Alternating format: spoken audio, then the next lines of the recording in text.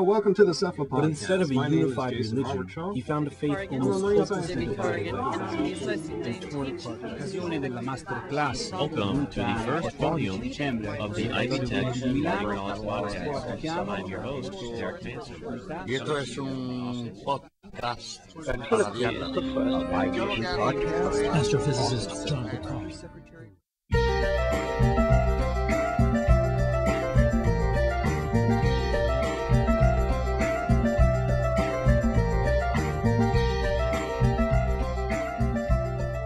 This episode of our 2005-2006 Technology and Education webcast series will explore the ways a new technology, podcasting, is empowering students and educators here in Orange County and around the world. We're glad you joined us. I'm Mike Guerena. I'm Robert Craven. We're both part of the educational technology team at the Orange County Department of Education. In a little over a year, podcasting grew from a concept into the most talked about new tool on the internet.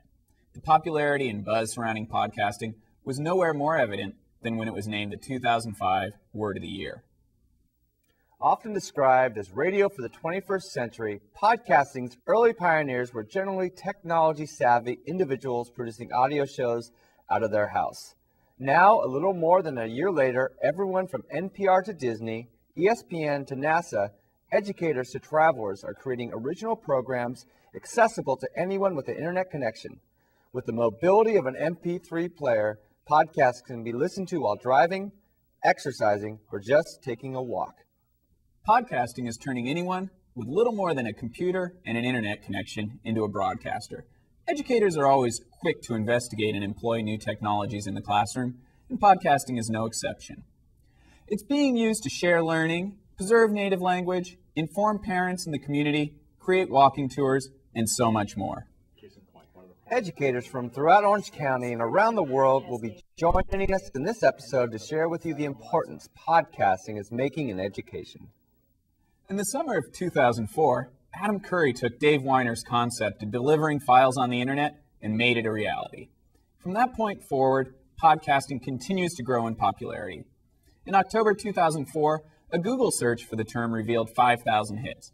By February 2005, that number reached 700,000. And today, 16 months later, the number totals more than 86 million. But before we get too far along, Mike, let's take a look at exactly what podcasting is and how it works. Every place one goes in the world, people are interested in the space telescope. Where we are in the podcasting revolution reminds me very much of radio in the 20s, where individuals had their own radio stations and where it didn't cost that much to put on a radio station. But it was very techy. It required some technological expertise, and that's exactly where we are with podcasting. It's still a little geeky to get on the air with a podcast, but we have a situation where there are millions of voices that have never been heard before that are able to put on their own podcast and put it out there. What we do with these student populations is that podcasts give them a vehicle, an additional publication vehicle, to express their thoughts, their points of view with various audiences. Podcasting in our culture it's part of the what Toffler called demassification decades ago. The fact that the whole country doesn't sit down to watch I Love Lucy on Tuesday nights at 8 or whenever it was anymore, but they've TiVo'd it so that they watch it whenever they want. And the explosion of cable channels and so on is podcasting just builds on that same thing, where there are very few things that all of us attend to, and lots of things that a small number of enthusiastic people attend to. So podcasting fills in this gap where we can each find something that's of interest to us and follow it and learn and be entertained. Well, podcasting is very exciting in that it links into a on-demand concept. Rather than having to line up your schedules and everybody be in the same place so we can have a video conference, or line up your own capabilities to log in and watch your streaming video, we can set it up to subscribe, and the content will come to you and go right onto this wonderful device that you can then use in the classroom or at home or traveling, or students can use to pick up lectures they missed. The influence of podcasting and newer technologies, podcasting being one of them, of this what people term Web 2.0, or what people are referring to this engaging read-write web, whatever you want to call it, I think has tremendous potential. It has tremendous potential because it's giving to people the ability to be able to publish their own books. It's going back to Gutenberg, except now everyone has, in a relatively small threshold, computer, and it has a built-in mic or a cheap mic, free software, some kind of internet connection. The entry point is much, much lower than Gutenberg, where you would have a printing press. But that's that empowerment that now people can go out and say, yes, I want to add my additional alternative point of view to the larger media, that there are unending niche markets that regardless of how small your point of view may be on something, how passionate you are about XYZ, there are other people who feel the same way. Over a year ago, it was very, very much a niche concept. We're talking a year later, and now it's the most popular word in the year 2005. That happened in a year. There's rarely anything that's gone from nothing to, it's the gold rush. The California gold rush. All of a sudden people are aware of it. There's gold in them hills. Well, there's podcasts are out there, and so people are rushing to grabbing mics and start expressing. That tells you about something about that innate pressure, that innate desire that people want to get out there and share. The lowest common denominator is you've got audio files that go into your computer, you burn a CD, and you take it onto your CD player, and you listen to it at your time, at your place. Next phrase is up, you put it onto an MP3 player like an iPod, and then you're listening to it. Now you have video podcasts that are going out there, and so you get to watch that on your computer. So now you've got sight and sound there going with you. I'd like to share with you some footage of a day trip to the park. Frees patients from ventilator dependence. The technology could enhance breathing for any ventilator dependent. So when it comes to creating a podcast, the first thing you need to do is record your audio. We use the M-Audio MicroTrack recorder to capture our audio here in the room as we do our podcast, but also out in the field. Another option is to record to an iPod with a video camera, or even using the microphone on your computer. Once you've captured your audio, you want to put it into an editing program such as GarageBand, Audacity, or Soundtrack Pro. These programs will allow you to edit out all the bad parts and save only those real gems that you want to share with people. Once you've gone ahead and you've created your final podcast, you export the file and store it on your computer. With the exported file, I'm going to turn it over to Mark now, and he's going to tell you where you put that. I often get the question, what's the difference between a podcast and just posting an MP3 file on your website? Well, the difference is you don't have to go to the website, find the link, click on the file, and all of that. But through a podcast, the listener will have the updates automatically come to them. The way that works is, first of all, you've got to host your file somewhere online. Now, if you've got a district web server, maybe that works out, or if you've got some space through your service provider at home, that works. Or you can use a host of free services that are cropping up, like Podomatic, which we tried out yesterday, or Libsyn, Liberated Syndication. Will let you upload and host a podcast there for free. And then you need to link that either through one of these services or to your existing blog so that it shows up as an enclosure in your RSS feed. Anybody who's subscribed to your feed then will automatically get the update once you publish it. And if they've got it set up right, it'll automatically download to their MP3 player. That way, if they're subscribed to your show, it'll download when their MP3 player is plugged into their computer, and they can listen on their commute, during study time, whatever the case might be, at their convenience. Nice. So you get that time and space shifting immediately. That's right. It's on demand, and it's anyone can publish. And people can listen whenever they want. That's really what's different from broadcasting. Amazing. Amazing. So those are your quick steps on how to make your own podcast. Podcast creation is becoming further refined and easier to do all the time. Add to that, it's low cost, and you have a creative outlet that enables producers to take listeners anywhere that a microphone and recorder can be carried. Podcasting is an increasingly popular format for conventional media outlets, along with anyone else with a message to share. Imagine if your college discussion or lecture were available to review anytime you wanted. How much better would you have done in school? I'm sure I'd have won a Nobel Prize already myself. But that is the world many of today's students live in. Their course discussions and lectures are podcasts for them to listen to anywhere. From the walk to the library to exercising in the gym, the classroom now travels with them. Many universities are providing content for their students, and that same concept is now trickling down into K-12 education as well. Using podcasting to share additional resources, teachers are providing students with on-demand learning from speeches and music to video, peer reviews, and readings. Teachers are employing podcasting as a means to provide every student with access to the materials that they need for success. Well, I'll tell you what. Let me give you a short word. Hey, is that turned up? Hey, everybody. Okay, Michael goes. Warm blood. Well, December has flown by here at the Duke.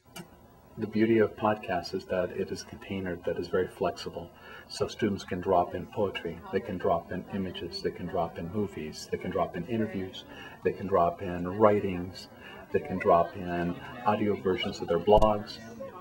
The success that our students experience is being able to have a direct connection with their audience to develop that sense of empathy.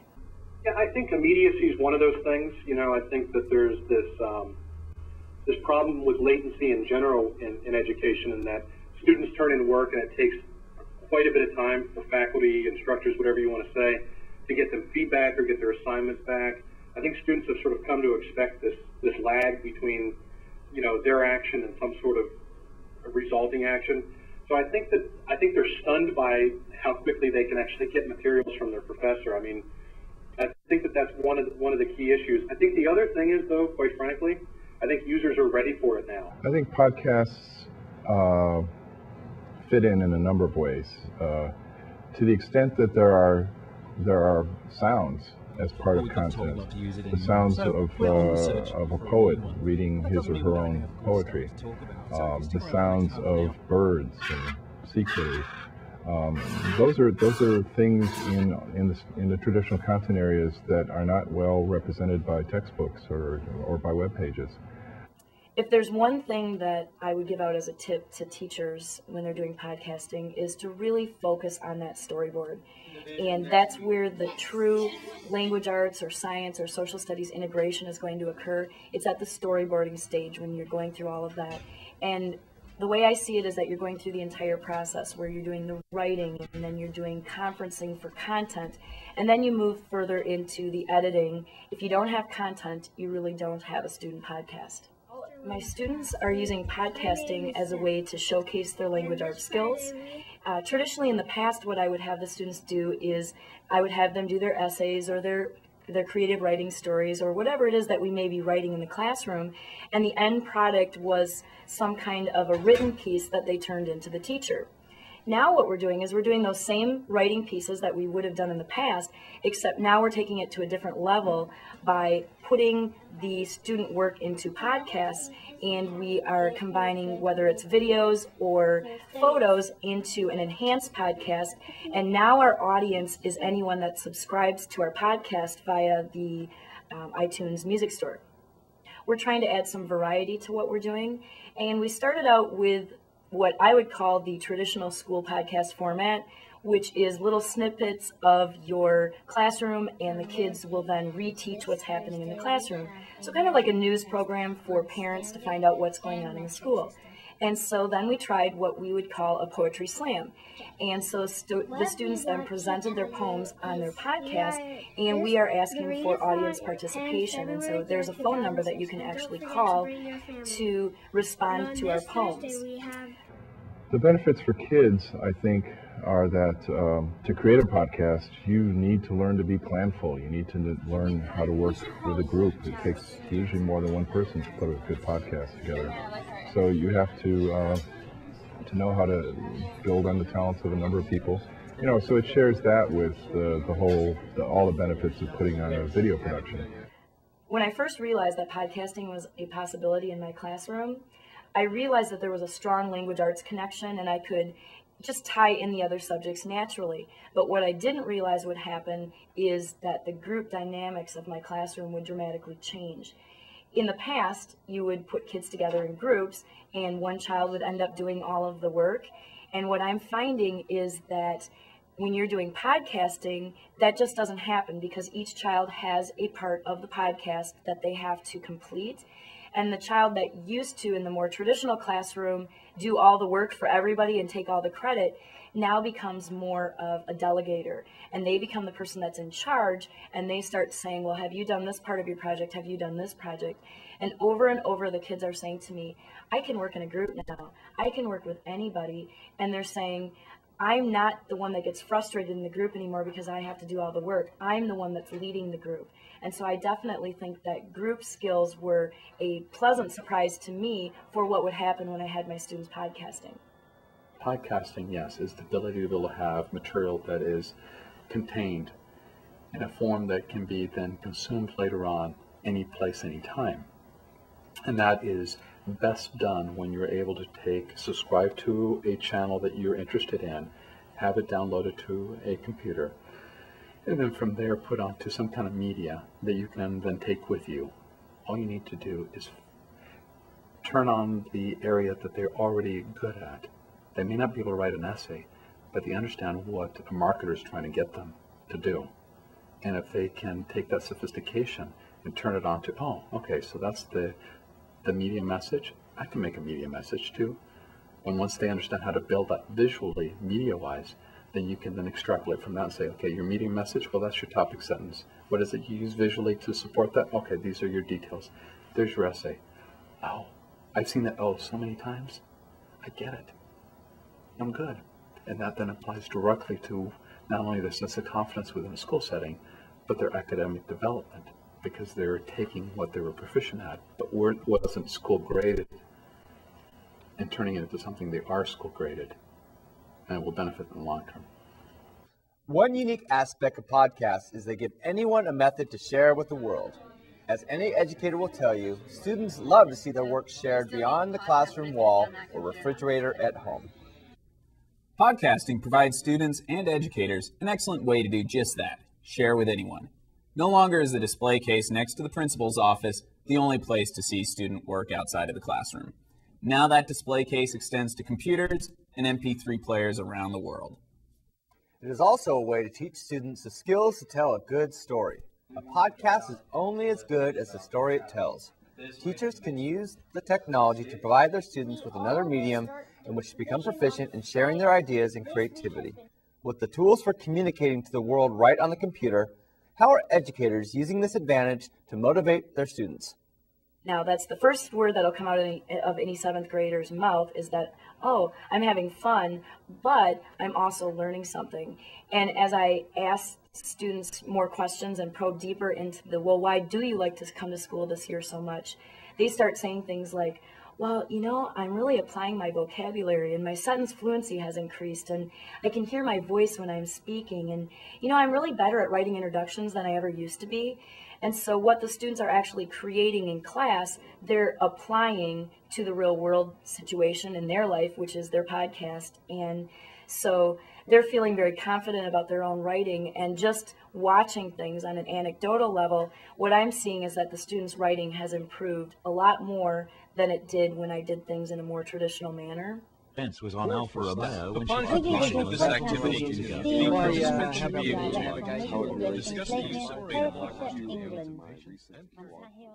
Well, I think the reaction of my students to podcasting is that they absolutely love it. I've done several on-demand writing activities with the students, just asking them to try and get an idea of what their feelings are for podcasting. And number one, it's motivating because of the audience. Instead of just writing to your teacher or to your classmates or your parents, now you are writing for the entire world. And so the students find that very motivating. And they also feel that their language arts skills, reading, writing, listening, speaking, have all dramatically increased because, as one student said, in the past, we were just writing for the teacher, and now we have all kinds of people to impress. I think podcasting for students, creating them, gives them a sense of audience, because no one's going to want to listen to your second podcast if you haven't figured out what it is that you want to say, that you have a story to tell, that you have an audience in mind. And those are good things to learn with or without podcasts. It's all about communications, and the sooner kids learn to do that well, the better. They're excited about anything to do with the computers and technology. It gets them totally involved.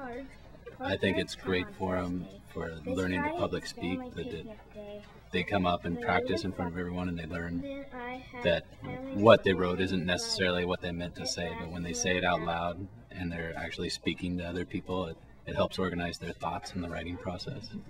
Well, when we first started out, I actually had a script for them written out with, the first and then next and every step of it.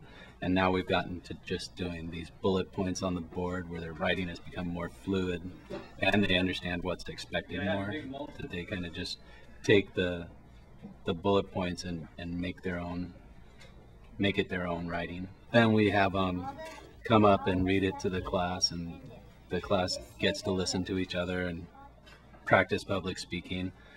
Then we whittle that list down to 4 or 5 students, and they'll rehearse it and revise their writing even more. And then they'll actually do the recording on the iPod, and then I end up picking 1 or 2 to actually put on the website.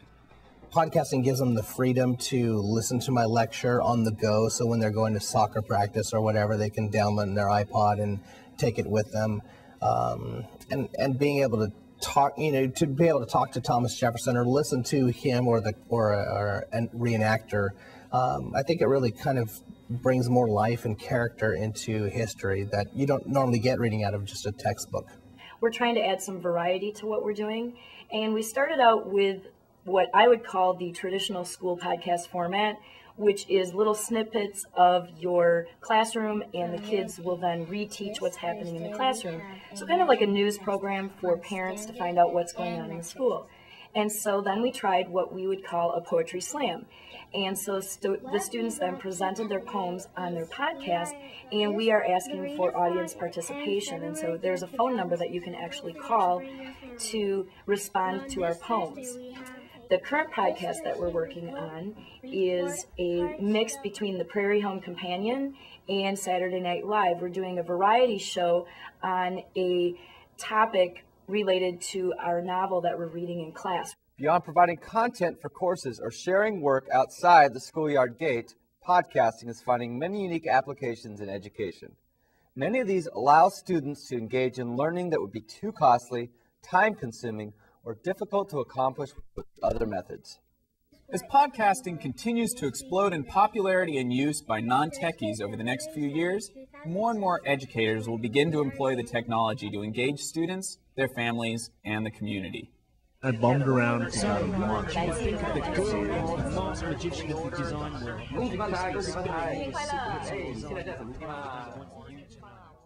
Podcasting is a distribution method. So what's the content that the kids are sharing? Well, they're sharing digital stories. They're sharing narratives about their family, about their community. So where does the family buy into all of this? Well, they buy into it as they're watching stories, as they're watching their experiences shared with others. And so they're seeing in their kids the ability of they're seeing a reduction of the barriers that divides them with others, in the sense that, look, our kids are not only developing material or developing content that others can easily digest and grasp, but they're doing it in such a fashion that allows for many to interact with it. I'm in a class that has nothing to do with creating digital media, right? I mean, my class is nothing about that. It's about information and how society is impacted and how technology changes what we do as a society. But, for my dollar, the whole notion of digital content creation is sort of a metaphor for the processes you should follow when you're trying to do anything. The planning and, the script writing, the story writing, the teaming that goes into it, and, sort of parsing out the tasks and organizing it, and sort of the argumentation that you have with your fellow classmates over what the best story is and the best perspective to approach it, the revision that you go through, and sort of the reviews and the trimming and editing.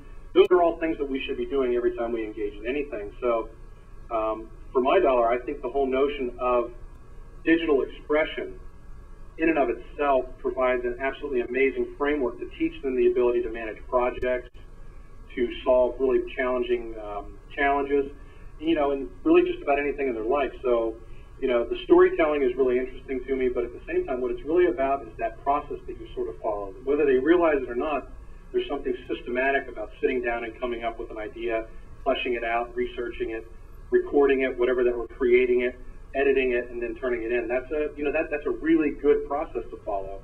So, in my world, even with my staff here, I'm really more interested in, what did you do to get to the end result? And if you do your work up front, the results are so much better. It's the same basic message that you'd use if you were teaching somebody, instructional design and systematic design of instruction, or, anything along those lines. It's all about the process to arrive at that. It's not necessarily what you get to at the end. I've had feedback from all over the district, from teachers and parents, administrators all over that have at least heard about it and looking into it. And our staff is very interested in more members of the staff starting to podcast. Well, the benefit of the podcast is it just shows up in their computer and they don't have to look through anything or look for anything. It shows up. Our parenting response to podcasting has been wonderful. After they figured out what podcasting is, then they started realizing the implications to their child. And the parents are finding out that they really can't help their children with the technology end of it, but their children are coming home every night and asking for feedback from their parents and getting feedback from each parent, and sometimes even a brother or a sister, because they want to see, well, what will other people say about my podcast, and they want to do the best that they can. One of the things that I've noticed with podcasting is that the students are always wanting to come back after school and work on their podcasts. And I know that I've taught school for 14 years, and I've never had children begging to come into my classroom after school to continue working on their writing projects. Usually the school bell rings and the children want to go off to other activities that they're involved in. But since we started the podcasting, students are asking, how late are you staying today? How late are you staying? Can I stay after school today? Because they want to continue working on their writing. And sometimes they're not even using the actual technology. They're just still working on their podcast and going through the approval process. I think you just got to go for it. It's not very daunting. You get a microphone, and the cost itself in the classroom is $200. Probably less than that. You can find the stuff. A lot of schools, including ours, already had microphones and the mixers laying around, so the initial cost was nothing. I bought a book and just kind of went for it, and immediately see the value of it, because so many kids have iPods or MP3 players, and even the ones that don't, so many of them still listen to music on their computers or the computers at home. And I actually had a parent who took my audio file. They didn't have an iPod, but they burned it on a CD and played that in the car as they were driving to wherever they were going. And I think that's a huge benefit for the kids and the parents, and it makes my job easier. People are going to figure out that podcasting is more about the delivery mechanism and less about just the audio file that's sitting there. That once we get students dialed into the fact that RSS is a great way to receive information, you'll start seeing faculty pushing all sorts of things through that enclosure. PDFs, Word docs, movies, audio, assignments, feedback, whatever it is. I think that's going to end up being one of the killer apps of higher ed in the next, 4 years or so, 3-4 years. The main goal of what we do is to infuse technology into our educational process and look at ways how technology can enhance and to help bridge into their diverse backgrounds. Podcasting hits them in a very special manner. Podcasting for my students, they view it again as this very cutting edge form of distribution. They find a certain grace to the fact that they're sending out information, they're sending out pictures, they're sending out their voice that others interested in that are subscribing to. That subscription part is very catching to them. People really care, from my point of view, to the point where they're following up every time I send something out.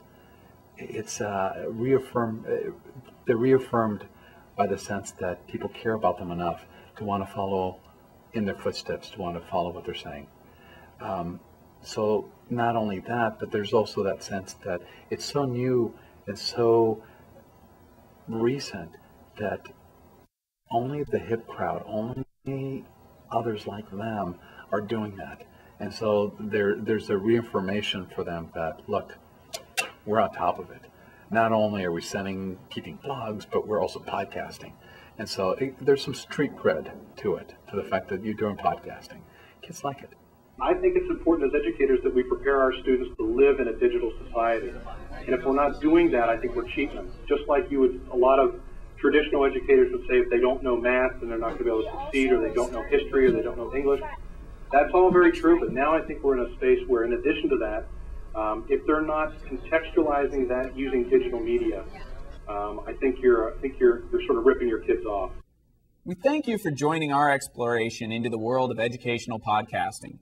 Now it's time to get your first podcast published. Please join us for one of our podcasting courses here at OCDE. We offer 2 3-hour courses. The first takes you through the basics of creating your podcast, while our advanced class is full of power user tips and tricks. For a schedule of upcoming classes, please see our website at edtech.ocde.us. Resources for this webcast, including directions on creating podcasts and previous webcasts, are also available on our website. Subscribe to the OCDE Digital Alien podcast. Search OCDE in iTunes or visit our website.